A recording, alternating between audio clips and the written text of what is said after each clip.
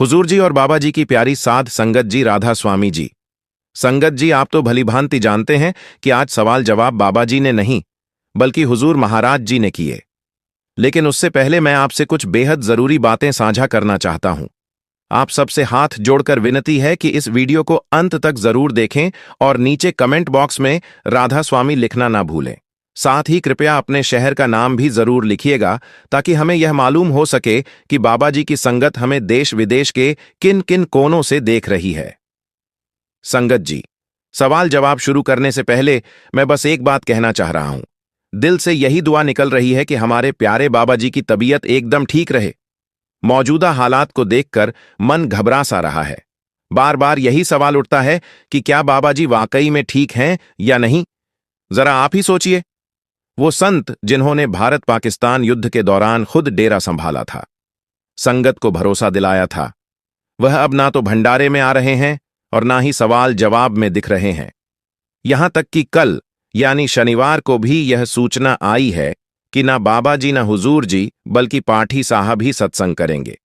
कल तक तो यही आशा थी कि बाबा जी भंडारे में डेरा ब्यास पधारेंगे, लेकिन वो नहीं आए। संगत जी, सुनने में आया है कि कुछ समय पहले बाबा जी सिंगापुर में थे, जहां उनके 2 प्रोग्राम भी होने थे, पर अफसोस वो दोनों ही प्रोग्राम बाबा जी ने रद्द कर दिए।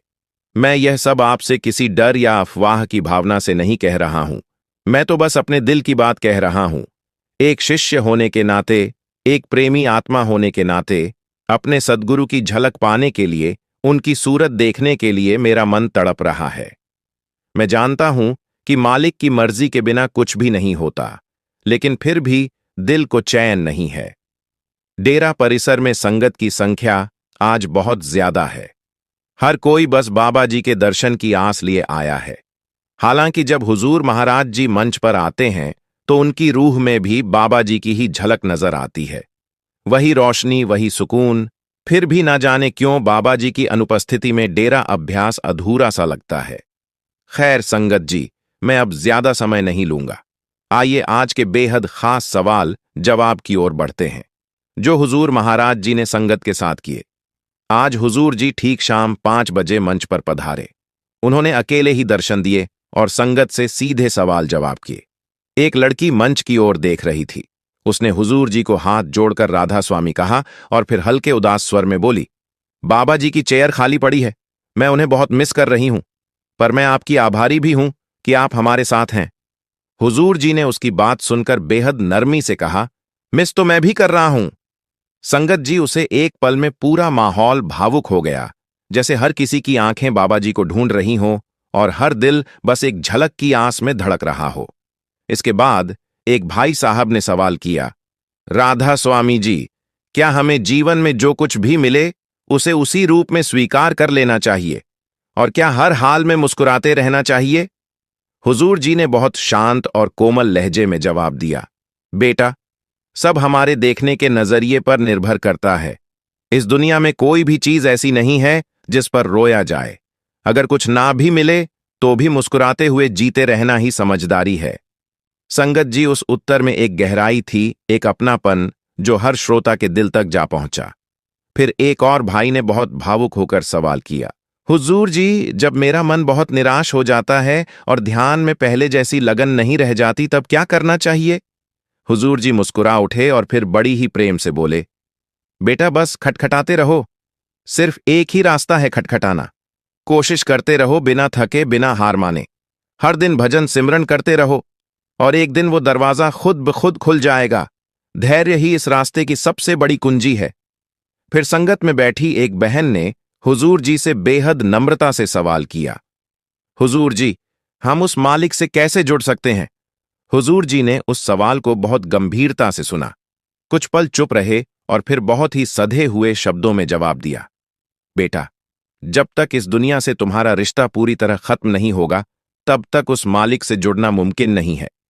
संगत जी, उस जवाब में एक गहरा संकेत था, मानो हुजूर जी हमें यह समझा रहे हों कि जब तक दिल में दुनियावी मोह, लालच, गुस्सा और अहंकार पलते रहेंगे, तब तक आत्मा मालिक से कैसे मिल पाएगी। जब तक हम खुद को इस माया के जाल से अलग नहीं करेंगे, तब तक उस सच्चे प्रेम, उस रूहानी जुड़ाव तक पहुंचना असंभव है। एक भाई बड़े ही भावुक मन से हुजूर जी के चरणों में विनती लेकर पहुंचे। कहने लगे, हुजूर जी, आप ओल्ड एज पंडाल वालों को तो दर्शन देते ही हैं, लेकिन क्या उन्हें सत्संग पंडाल में आने का मौका नहीं मिल सकता? वह भी बहुत तड़पते हैं आपके सत्संग में बैठने के लिए। हुजूर जी ने बड़ी कोमलता और समझदारी से जवाब दिया, बेटा, ओल्ड एज पंडाल में लगभग 20,000 संगत होती है और मुख्य सत्संग पंडाल में करीब 2 लाख के आसपास हर चीज यहां एक सिस्टम से चल रही है। हम बिल्कुल नहीं चाहते कि उन बुजुर्गों को कोई तकलीफ हो। वह अंदर बैठे बैठे ही आराम से सत्संग सुन सकते हैं। उनकी सुविधा और सेहत को ध्यान में रखते हुए ही यह व्यवस्था बनाई गई है।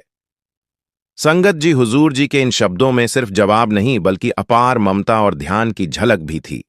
हर एक संगत की भलाई को सोचते हुए ही ऐसे नियम बनते हैं। बुजुर्गों के लिए बैठने की सुविधा, ऑडियो सिस्टम, स्क्रीन, सब कुछ इसीलिए तो है ताकि कोई भी वंचित ना रहे उस रूहानी वाणी से। एक भाई ने बड़ी नम्रता से हुजूर जी से पूछा, हुजूर जी, जब मैं भजन सिमरन करता हूं तो मेरा मन बार बार भटक जाता है। क्या करूं? कैसे मन को रोके रखूं? हुजूर जी ने बड़े ही स्नेह और सरलता से जवाब दिया, बेटा, मन का स्वभाव ही है भटकना, पर इसका मतलब यह नहीं कि हम उसके पीछे पीछे भटकते रह। हमें मन के अधीन नहीं होना है, बल्कि मन को अपने अधीन लाना है।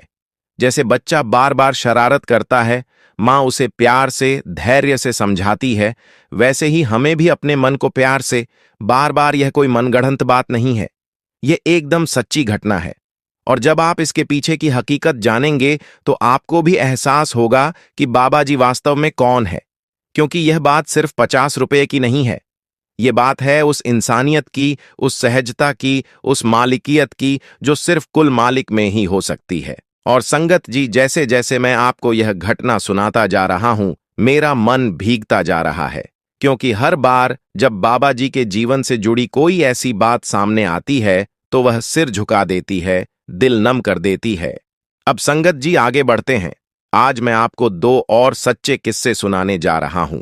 पहला किस्सा उस समय का है जब हरिद्वार से कुछ संतों की टोली बाबा जी का सत्संग सुनने के लिए डेरा आई थी, लेकिन सत्संग के दौरान उन्होंने कुछ ऐसा कर दिया जिससे सेवादारों को चिंता होने लगी।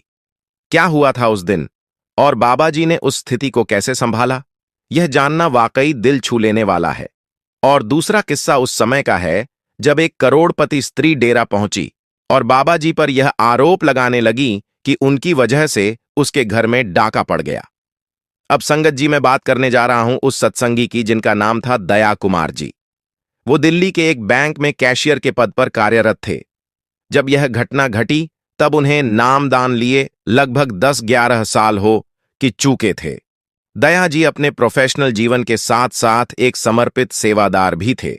बैंक ने उन्हें यह जिम्मेदारी दी थी कि हर दिन बैंक के कैश को दिल्ली की मुख्य शाखा तक सुरक्षित पहुंचाएं। इसके लिए उन्हें एक गाड़ी और एक सिक्योरिटी गार्ड भी साथ दिया गया था, ताकि बड़ी रकम को बिना किसी परेशानी के सुरक्षित रूप से भेजा जा सके।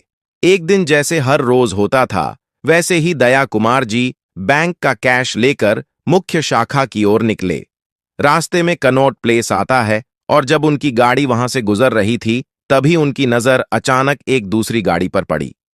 पहले तो उन्होंने यही सोचा कि शायद यह किसी आम व्यक्ति की कार होगी, लेकिन कुछ ही सेकंड बाद जब उन्होंने ध्यान से देखा तो उनकी आंखें हैरानी से फैल गई। ध्यान से देखा तो मैं ठिठक गया।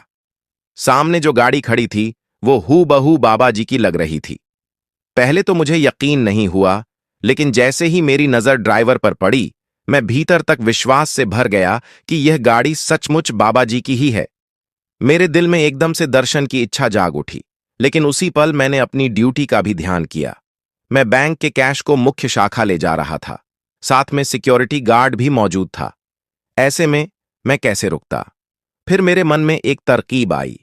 मैंने सोचा, अगर मैं सिक्योरिटी गार्ड से कह दूं कि इस गाड़ी के मालिक ने मुझसे 50 रुपए उधार लिए थे और अब तक लौट आए नहीं है, तो शायद वो गाड़ी कुछ देर रोक देगा। मन में एक बार तो हिचकिचाहट हुई, झूठ बोलना कोई हल्की बात नहीं, लेकिन बाबा जी के दर्शन की तड़प ऐसी थी कि मैंने मन ही मन उनसे माफी मांग ली और सिक्योरिटी गार्ड से कहा, भाई साहब, इस गाड़ी वाले ने मुझसे 50 रुपये उधार लिए थे, पर अब तक लौट आए नहीं। बस 5 मिनट गाड़ी रोकिए, मैं पैसे लेकर आता हूं। सिक्योरिटी वाले ने मेरी बात सुनते ही गाड़ी रोक दी और बोला, ठीक है, आप जाकर ले आइए, मैं यहीं इंतजार करता हूं। मैं बिना वक्त गंवाए गाड़ी से उतरा और बाबा जी की गाड़ी के पास पहुंचा।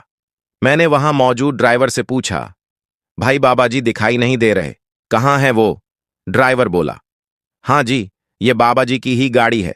वो अपने किसी रिश्तेदार के साथ यहां कॉफी पीने आए हैं, बस थोड़ी देर में लौटने वाले हैं। ये सुनकर मैं वहीं खड़ा हो गया और बाबा जी की प्रतीक्षा करने लगा। करीब 15 मिनट बीत गए, पर बाबा जी नहीं लौटे। तभी मेरे साथ वाला सिक्योरिटी गार्ड भी वहां आ पहुंचा और मुझसे पूछा, दया कुमार जी, क्या आपको आपके पैसे वापस मिल गए? मैंने मुस्कुराते हुए जवाब दिया, अभी नहीं, गाड़ी के मालिक बस आते ही होंगे।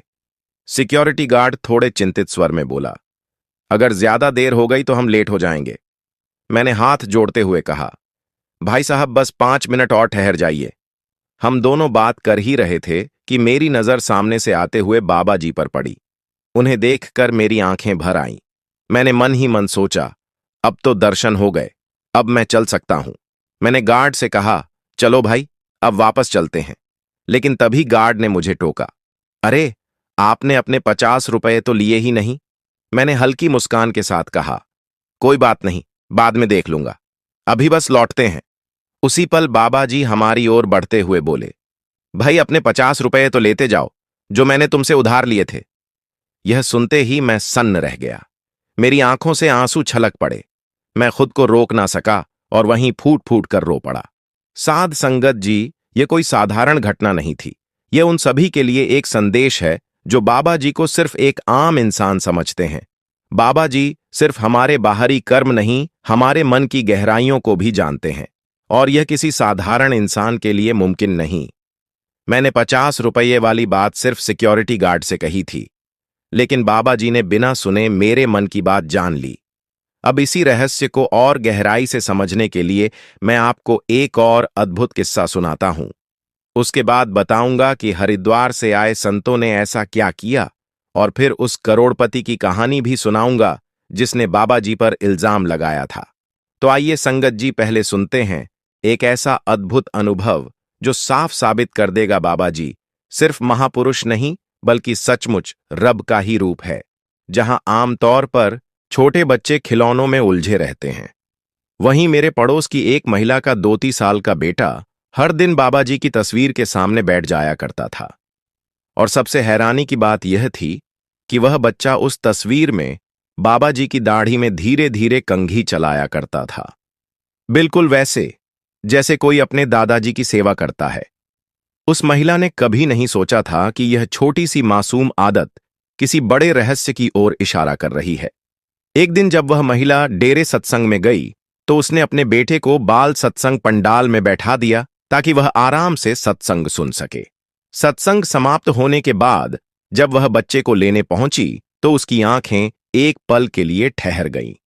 उसने देखा कि स्वयं बाबा जी बच्चों के बीच मौजूद हैं, और सबसे चौंकाने वाली बात यह थी कि बाबा जी ने उसके बेटे को गोद में उठा रखा था। फिर बाबा जी मुस्कुराते हुए उस मासूम से बोले, क्यों बेटा, आज मेरी दाढ़ी में कंघी नहीं फिराई? यह सुनते ही वह महिला स्तब्ध रह गई। उसके रोंगटे खड़े हो गए। आखिर बाबा जी को कैसे पता चला कि उसका बेटा रोज उनकी तस्वीर में कंघी करता है? जब उसने यह बात संगत के साथ साझा की, तो हर किसी की आंखें नम हो गईं। यह केवल एक संकेत था इस बात का कि बाबा जी न केवल हमारे कर्म जानते हैं, बल्कि हमारे दिल की मासूम भावनाओं और प्रेम को भी गहराई से समझते हैं। संगत जी, अब मैं आपको एक ऐसा अनुभव बताने जा रहा हूं जिसे जानकर आपको यकीन हो जाएगा कि जब बाबा जी संगत पर दृष्टि डालते हैं तो उसमें कितना गहरा रहस्य छिपा होता है।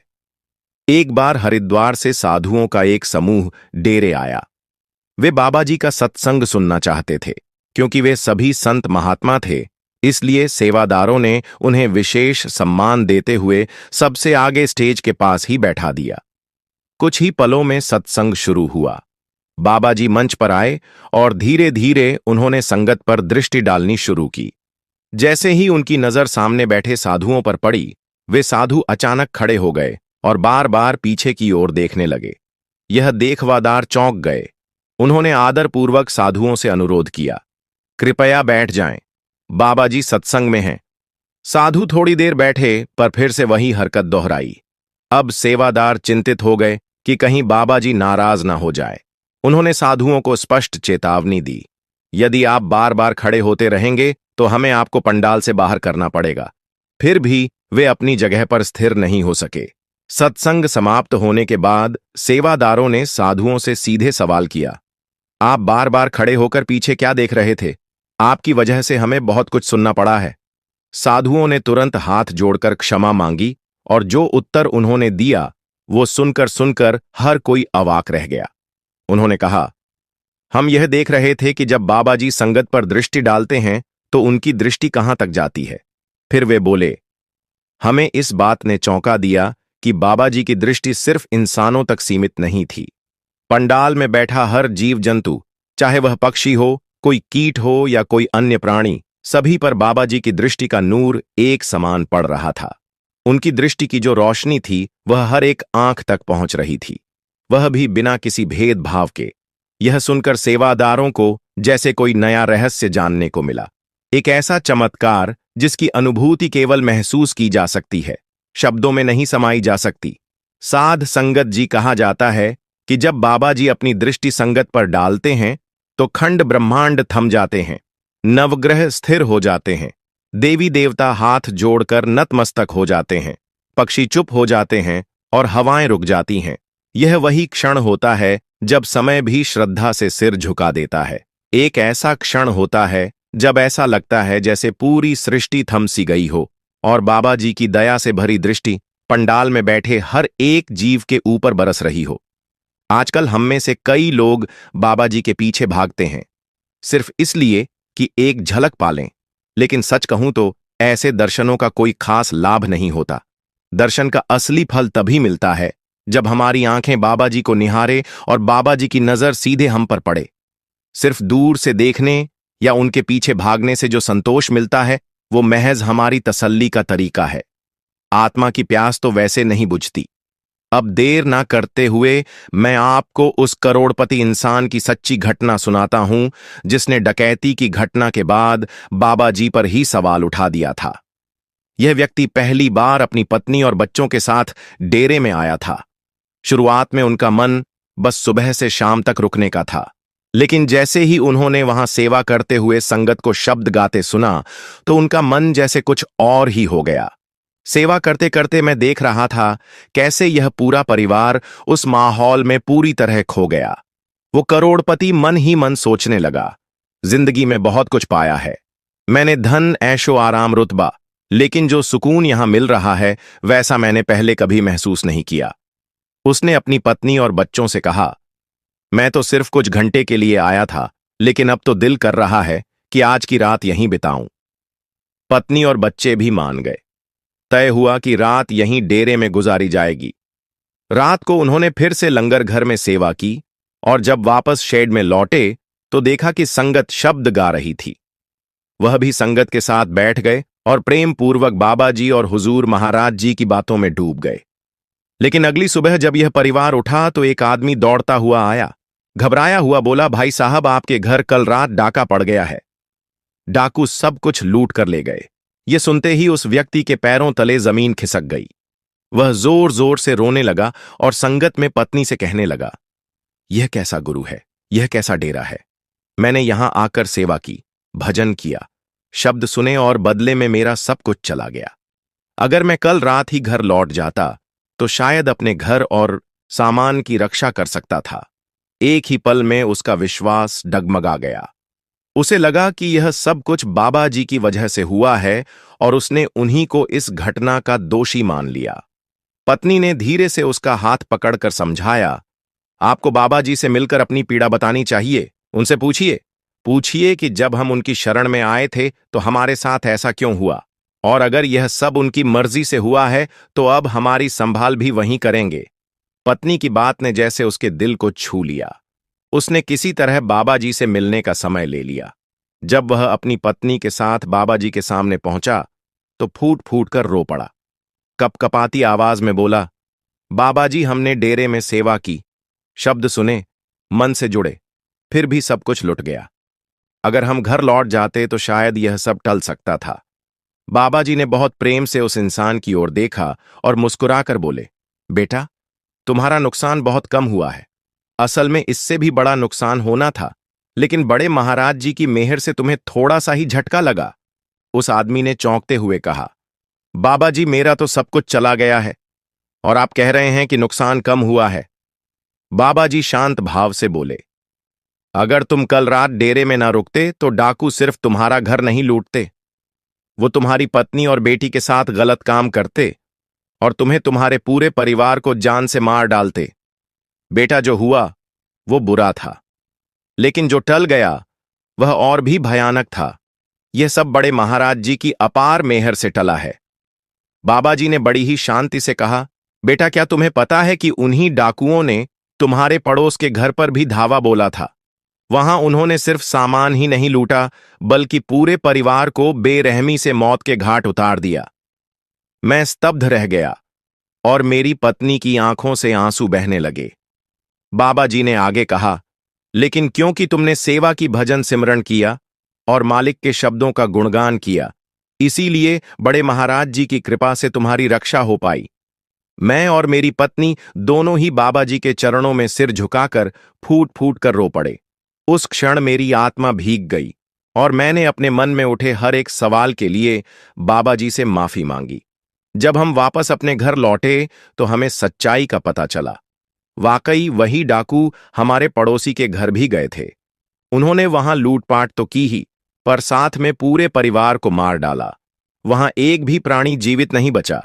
उस दिन के बाद से मैंने बाबा जी की महिमा को अपने हृदय में गहरा उतार लिया।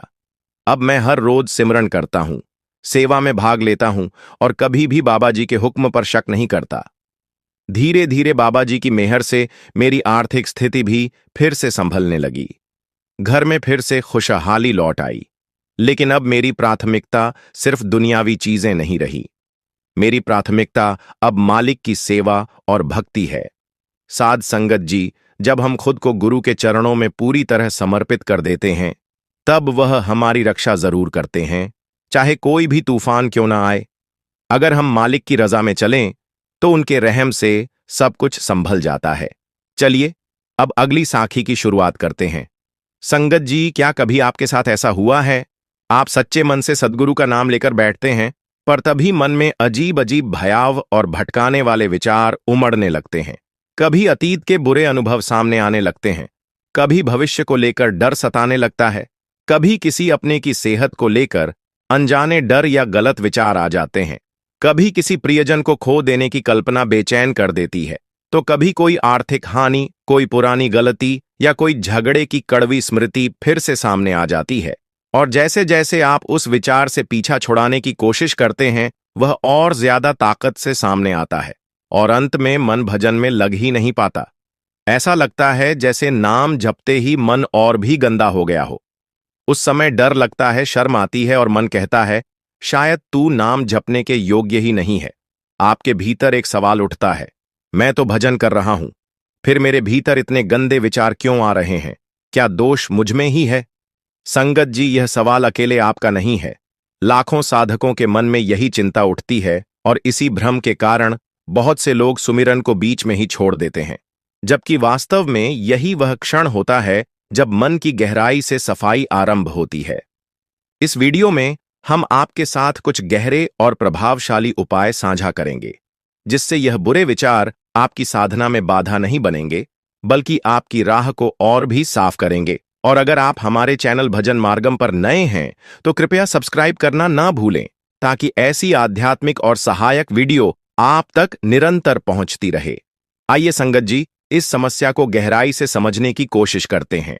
जब हम सच्चे मन से सिमरण करना शुरू करते हैं, तो अक्सर हमारा मन तुरंत शांत नहीं होता, बल्कि भीतर संघर्ष शुरू हो जाता है। क्योंकि जैसे ही हम अंतर की ओर जाने लगते हैं, मन की सतह पर पुराने दबे हुए विचार और भावनाएं उभरने लगती हैं। ये कोई नए विचार नहीं होते, बल्कि हमारे ही अवचेतन में वर्षों से दबे विकार होते हैं। काम, क्रोध, लोभ, मोह और अहंकार।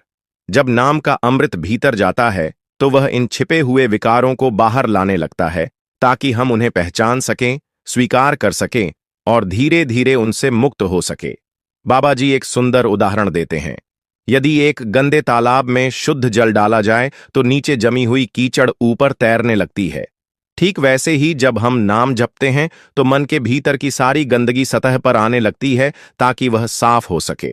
संगत जी, यह विचार वह पुराने संस्कार हैं जो भीतर कहीं दबे हुए थे। नाम की शक्ति उन्हें उजागर कर रही है, ताकि उनका अंत किया जा सके। इसलिए डरिए नहीं, रुकिए नहीं। यह कोई गिरावट नहीं, बल्कि शुद्धि की प्रक्रिया है। जब आप में टिके रहते हैं तो जो भीतर का कचरा बाहर आता है वह नाम की ही कृपा से निकलता है। उसे देखकर घबराने की नहीं, धन्यवाद देने की आवश्यकता है, क्योंकि अब वह बाहर आकर समाप्त होने की ओर बढ़ रहा है। बाबा जी समझाते हैं कि हमारे मन में काम, क्रोध, लोभ, मोह, अहंकार और अन्य नकारात्मक भाव लंबे समय से जमा रहते हैं।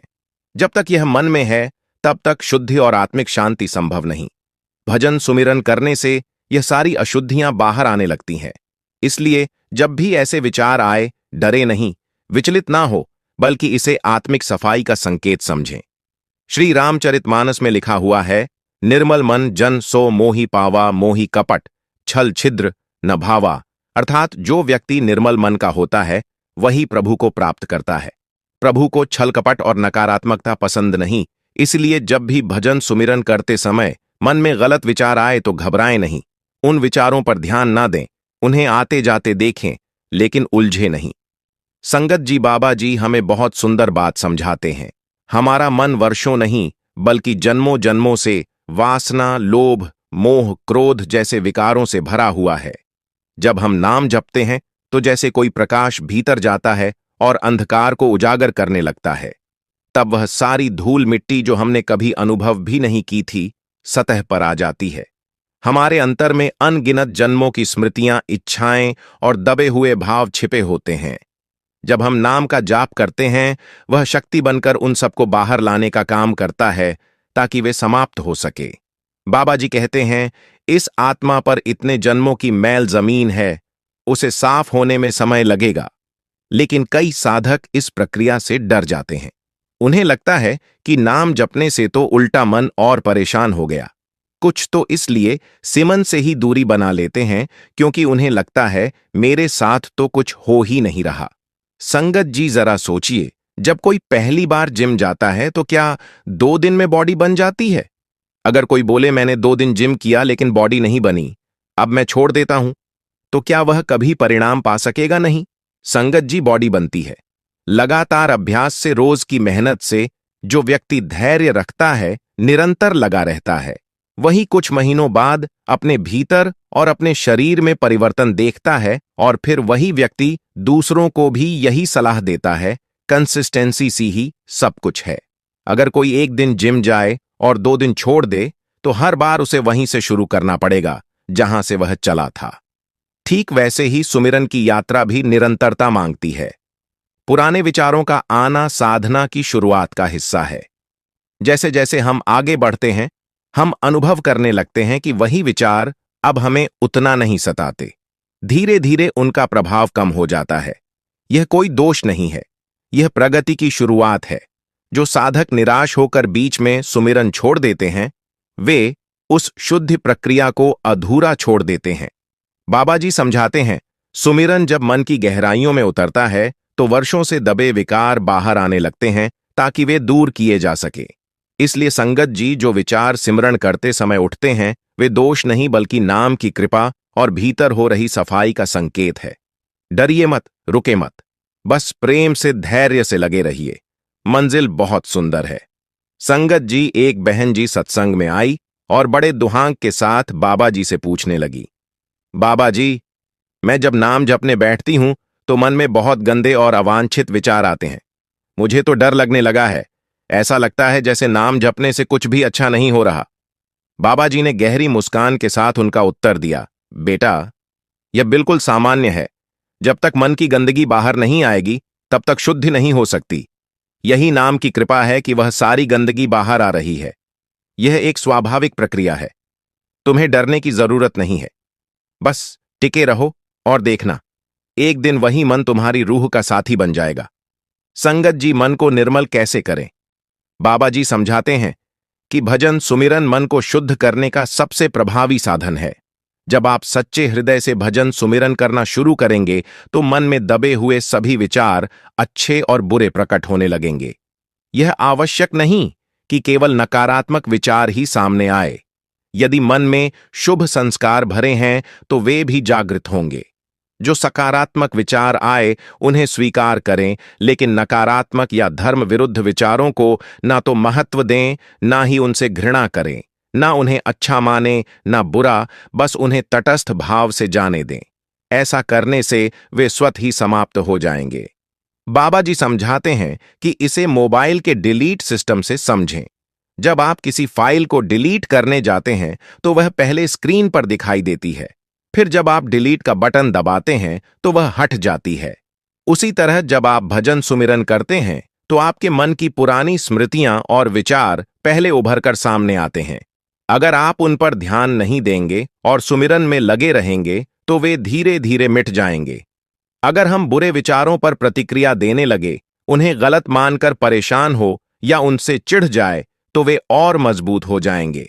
इसे ऐसे समझे, अगर कोई राह चलता व्यक्ति आपको अपशब्द कहे और आप उसे रोककर झगड़ने लगे तो वह रुक जाएगा और बात बढ़ जाएगी।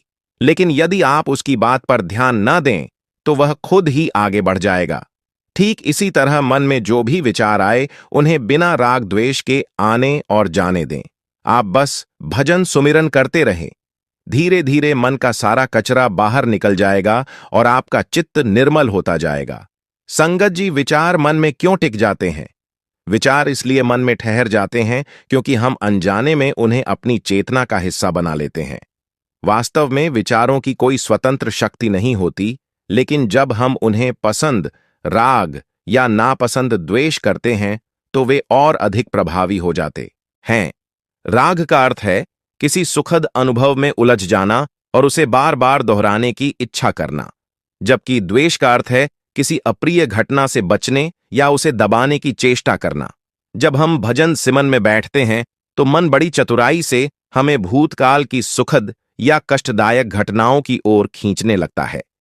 यह बार बार उन्हीं अनुभवों को स्मरण कराकर हमें उनमें उलझाए रखना चाहता है, जिससे हम अपने आध्यात्मिक मार्ग से विचलित हो जाएं। यदि कोई व्यक्ति विषय वासनाओं में लिप्त है तो वह इन विचारों के प्रभाव में आकर फिर से वही गलतियां करने लगता है। दूसरी ओर एक साधक इन नकारात्मक विचारों को देखकर घबरा सकता है और सोच सकता है कि यह सब क्यों हो रहा है, लेकिन इन दोनों ही प्रतिक्रियाओं से विचार और अधिक मजबूत होते हैं। तो फिर सही समाधान क्या है? चलिए संगत जी, अब हम आपके साथ कुछ ऐसे मूल्यवान सुझाव साझा करते हैं जो इस स्थिति में आपको बहुत सहायता देंगे। बाबा जी ने अक्सर अपने सवाल जवाब के सेशंस में एक बहुत गहरी बात कही है। इन विचारों को ना तो रोकना है और ना ही उनके पीछे लग जाना है, बस उन्हें महत्व ही नहीं देना है। बाबा जी समझाते हैं, मन को रोकने की कोशिश मत करो, बस जागरूक हो जाओ। जैसे कोई नदी बह रही हो और तुम किनारे खड़े होकर देख रहे हो, ऐसे ही अपने विचारों को देखो। हर विचार को पकड़ने की कोशिश करोगे तो वह और मजबूत हो जाएगा। नाम जपते समय साक्षी भाव रखो। यह जानो, मैं मन नहीं हूं, मैं आत्मा हूं।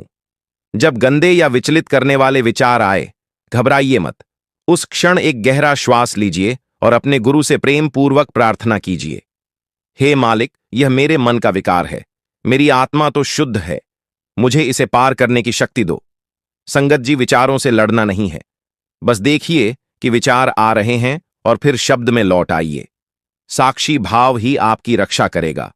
यह उसी तरह है जैसे आप किसी स्टेशन पर खड़े हो और कई ट्रेनें आपकी आंखों के सामने से गुजर रही हों। आप उन्हें सिर्फ देख रहे हैं, उनमें सवार नहीं हो रहे। गुरु साहिब कहते हैं, विचार आवे विचार जाए, जो सुमिरन में टिका वही पार गया। इसीलिए संगत जी, बस टिके रहिए, शांत रहिए और शब्द से जुड़ते रहिए। विचार आएंगे, पर नाम की शक्ति आपको उनसे पार जरूर करेगी। संगत जी, इसके साथ साथ कुछ व्यावहारिक उपायों को अपने जीवन में अपनाकर आप भजन में गहरी साधना कर सकते हैं। इन उपायों से न केवल आपका मन शांत होगा, बल्कि आपकी आत्मिक यात्रा भी प्रगति करेगी। चलिए जानते हैं। स्थिर दिनचर्या बनाएं। एक ठोस और नियमित दिनचर्या बनाना भजन की साधना में गहरी सफलता के लिए महत्वपूर्ण है। हर दिन एक ही समय पर भजन करने की आदत डालें।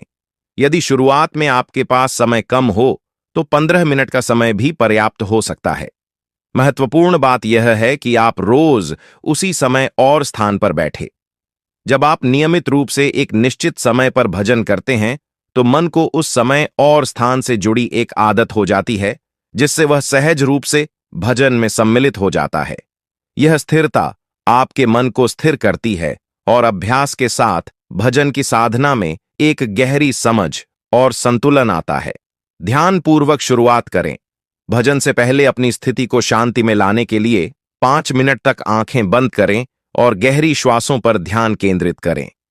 यह साधना की शुरुआत में बहुत कारगर होता है, क्योंकि श्वासों पर ध्यान देने से मन थोड़ी शांति प्राप्त करता है और आपकी मानसिक स्थिति स्थिर होती है।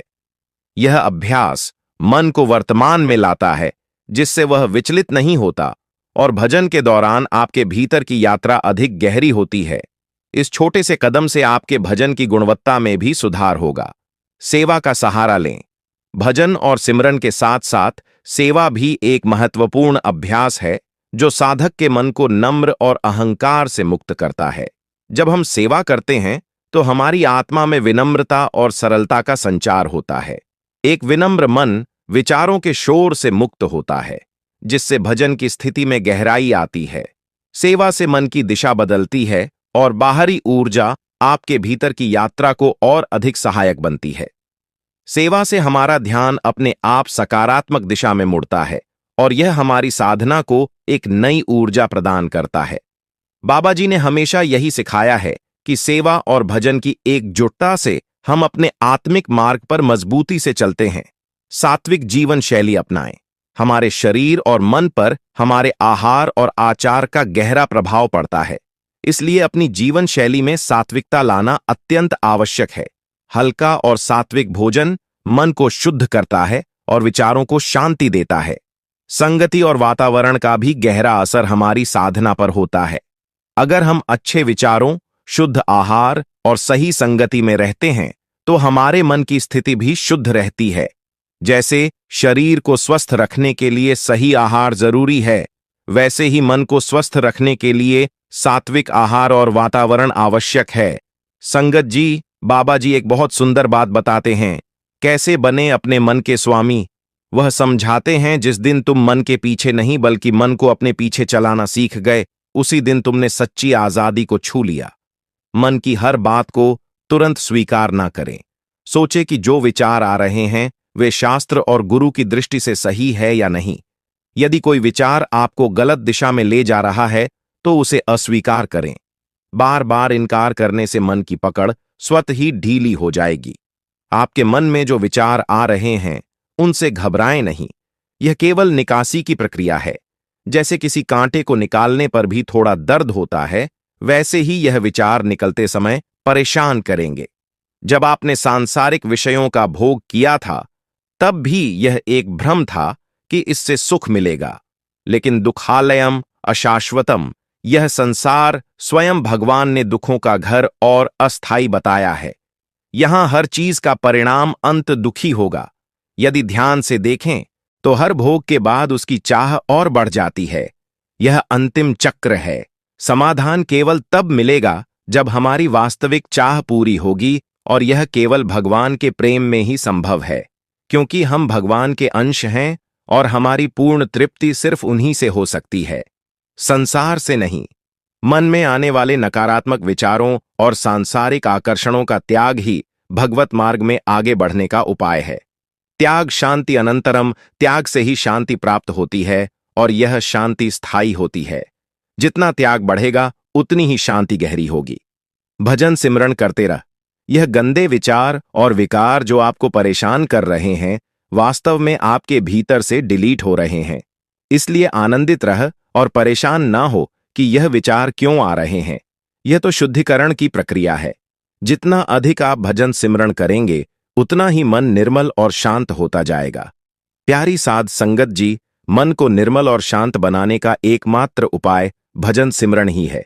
जब हम इसे निरंतर करते हैं तो धीरे धीरे मन की सारी गंदगी बाहर निकलने लगती है और अंततः शांति एवं आनंद का अनुभव होता है। इसलिए किसी भी प्रकार के विचारों से घबराने की जरूरत नहीं है। बस धैर्य रखें और भजन सिमन में लगे रहें।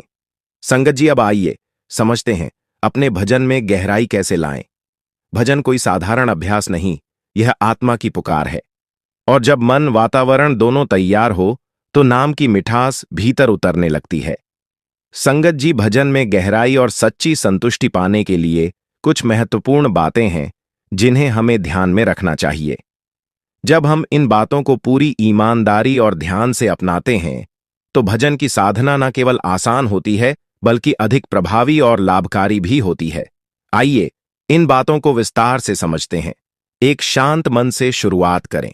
जब आप भजन में बैठे तो सबसे पहले अपना शरीर और मन शांत करें। इसे करने के लिए 5 मिनट गहरी सांसें लें और धीरे धीरे शरीर को ढीला छोड़ दें। श्वास को धीमा और गहरा करें और महसूस करें कि जैसे जैसे आप गहरी सांसें ले रहे हैं वैसे वैसे आपके शरीर में से तनाव और उथल पुथल बाहर जा रही है। इससे मन भी शांत हो जाता है और आपकी एकाग्रता बढ़ती है। जब शरीर शिथिल हो और श्वास नियमित हो तो यह भजन की यात्रा की पहली सीढ़ी होती है। इस शांति और सामंजस्य के साथ आप भजन शुरू करते हैं तो मानसिक शांति और संतुलन बहुत महत्वपूर्ण भूमिका निभाता है। 2, थोड़ी देर सत्संग सुने या गुरु का ध्यान करें। भजन से पहले अगर आप कुछ समय सत्संग सुनते हैं या गुरु के चरणों का ध्यान करते हैं तो यह आपकी साधना को और भी गहरा बना देता है। सत्संग हमारे मन के अंदर की गहरी गंदगी और अज्ञानता को धोता है और हमें एक सकारात्मक दिशा में मार्गदर्शन देता है। जब हम गुरु का ध्यान करते हैं तो हमारा मन संकीर्णता और विकारों से मुक्त होकर एकाग्र होता है। 2 मिनट के लिए आंखें बंद करें और गुरु के स्वरूप या उनके वचनों का स्मरण करें। इससे मन की हलचल कम होती है और आपका ध्यान भजन में पूरी तरह से एकाग्र होता है। 3, कृपा मांगिए सच्चे मन से। हमेशा ध्यान रखें कि भजन की साधना में गुरु की कृपा अत्यंत आवश्यक है। जब आप भजन करने बैठे तो सच्चे मन से गुरु से कृपा मांगे। यह साधना सिर्फ आपके प्रयासों से नहीं होती बल्कि गुरु की कृपा से होती है। गुरु के चरणों में झुककर कहें, हे मालिक, मैं योग्य नहीं हूं लेकिन मैं तेरा हूं, मुझे अपने नाम में टिकने की शक्ति दे। यह सरल सी प्रार्थना आपके मन को श्रद्धा और समर्पण से भर देती है और आपको भीतर से एक नई ऊर्जा मिलती है। गुरु की कृपा के बिना भजन की साधना कभी पूरी नहीं होती। 4, बैठने की जगह शांत हो, वातावरण सात्विक हो। भजन करने का वातावरण बहुत महत्वपूर्ण है। जहां आप रोज भजन करते हैं वह स्थान स्वच्छ, शांत और एकाग्रता के लिए उपयुक्त होना चाहिए। एक शांत वातावरण में मन आसानी से भटकता नहीं और ध्यान स्थिर रहता है। यदि आप हर रोज उसी स्थान पर भजन करें तो वह स्थान धीरे धीरे आपके भजन और साधना की ऊर्जा से जुड़ेगा। एक अच्छे वातावरण में भजन करने से न केवल आपका मन शांत होता है बल्कि आपका समग्र अनुभव भी गहरा होता है। 6, ध्यान भटकाने वाली चीजों से दूरियां बनाइए। भजन करते समय हमें अपने आसपास की ऐसी चीजों से दूरी बनानी चाहिए जो ध्यान भटकाने का कारण बन सकती हैं। मोबाइल, शोरगुल और अन्य बाहरी प्रभाव आपके मन की शांति को भंग कर सकते हैं। भजन में पूरी तरह से एकाग्र होने के लिए ऐसे तत्वों से बचना जरूरी है। अपने भजन के समय को सिर्फ और सिर्फ भजन के लिए निर्धारित करें। आप जितनी कोशिश करेंगे कि बाहरी उत्तेजनाओं से दूर रह, उतना ही आपका ध्यान गहरा होगा और आपके भजन में स्थिरता आएगी। जब आप भजन करने बैठे तो अपने आसपास की चीजों को व्यवस्थित और शांत रखें ताकि मन सिर्फ शब्द में टिका रहे और वह बिखरे नहीं। संगत जी, इन बातों को ध्यान में रखते हुए अगर आप नियमित रूप से अभ्यास करेंगे तो न केवल आपके भजन में गहराई आएगी बल्कि आपकी साधना में एक नई ऊर्जा और आत्मिक शांति भी स्थापित होगी। संगत जी, नाम जप का चमत्कार केवल शब्दों का खेल नहीं, यह आत्मा की गहराई से निकली एक ऐसी पुकार है जो सीधे परमात्मा के हृदय को छू जाती है। यह केवल जाहवा से दोहराया गया शब्द नहीं बल्कि हृदय की गूंज है जो श्रद्धा, समर्पण और प्रेम से ओतप्रोत होती है।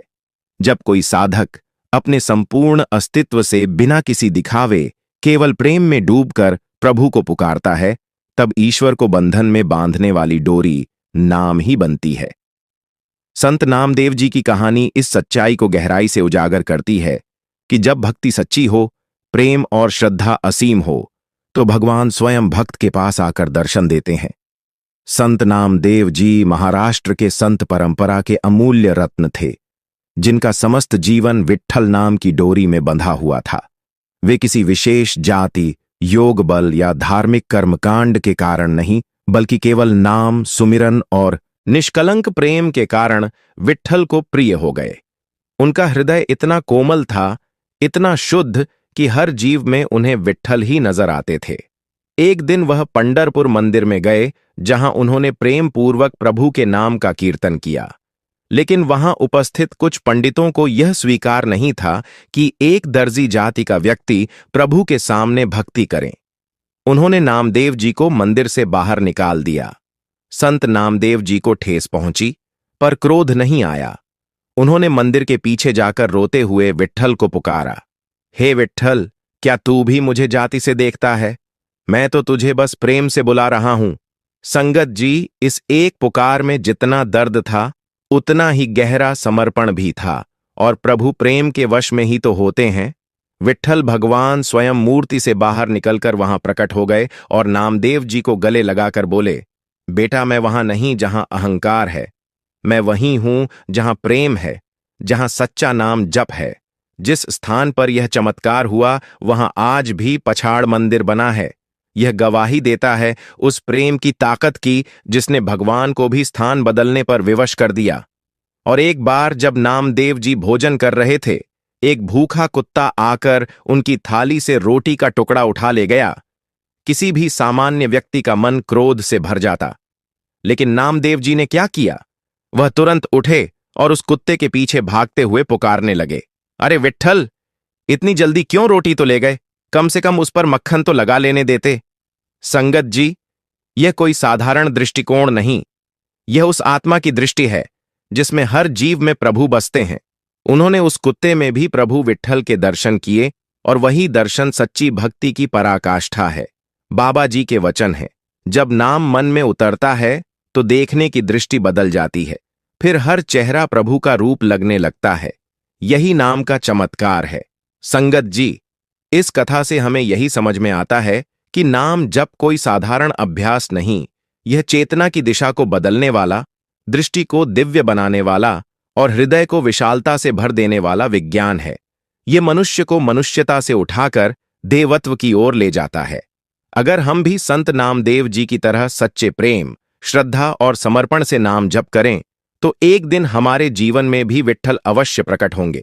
शायद किसी भूखे में, किसी पशु में, किसी दीन दुखी में, या फिर हमारे भीतर ही। संगत जी, नाम जप केवल एक साधारण क्रिया नहीं है, यह एक गहरी ब्रह्म विद्या है। एक दिन आपके मन में जो बुरे विचार हैं, वे धीरे धीरे शांत हो जाएंगे, क्योंकि नाम का प्रभाव आपके भीतर से सब कुछ दूर करता है। लेकिन इस प्रक्रिया में धैर्य और समर्पण की आवश्यकता है। जितना अधिक प्रेम और समर्पण से आप नाम जप करते जाएंगे, उतना ही आपका मन शांत और स्थिर होगा। संगत जी, इस आध्यात्मिक यात्रा में धैर्य और निरंतरता ही सबसे बड़े गुरु हैं। बाबा जी हमेशा कहते हैं, नाम जप कोई तुरंत चमत्कार नहीं है, या धीरे धीरे भीतर से कायाकल्प करता है। जब भी आप अपने विचारों से थककर हार मानने लगे, तो याद रखिए, जो मन प्रेम से शब्द में जुड़ता है, वही सबसे बड़ा विजेता है। नाम में प्रेम और समर्पण से जुड़ना ही सबसे ऊंचा लक्ष्य है, और यही हमें अंतिम विजय की ओर ले जाता है। संगत जी, अगर यह बातें आपके हृदय को स्पर्श कर गई हो, तो कृपया इसे किसी ऐसे साधक के साथ अवश्य साझा करें जो अभी मन के संघर्षों से जूझ रहा हो। क्या पता आपकी भेजी हुई यह एक वीडियो उसके भजन सुमिरन की दिशा को नया मोड़ दे दे। वीडियो को लाइक करना न भूलें, यह आपके प्रेम और समर्थन की एक सुंदर अभिव्यक्ति है। और यदि आप भजन मरगम चैनल पर नए हैं, तो हमारे साथ इस आत्मिक यात्रा पर चलने के लिए चैनल को सब्सक्राइब जरूर करें। मिलते हैं अगली वीडियो में एक और प्रेम भरे प्रेरणादायक संदेश के साथ। राधा स्वामी।